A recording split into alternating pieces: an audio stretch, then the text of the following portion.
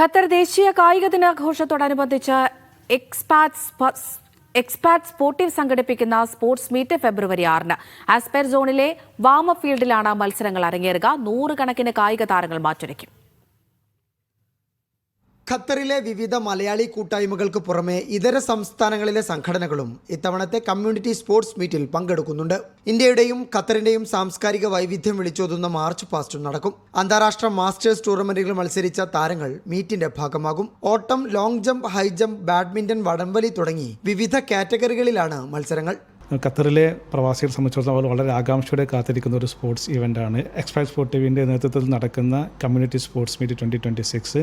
നമുക്കറിയാം, ഇത് നമ്മൾ കാര്യമായിട്ട് അത്ലറ്റിക്സിനാണ് പ്രാധാന്യം കൊടുക്കുന്നത്. മറ്റ് രസകരമായിട്ടുള്ള കുറേ ഗെയിംസ് ഐറ്റംസ് നമ്മൾ ഉൾപ്പെടുത്തിയിട്ടുണ്ട്.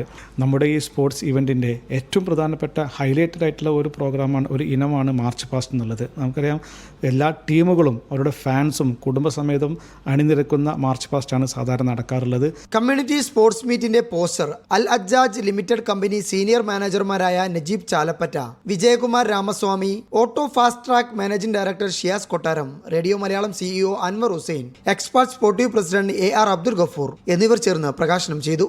Media 1 Doha.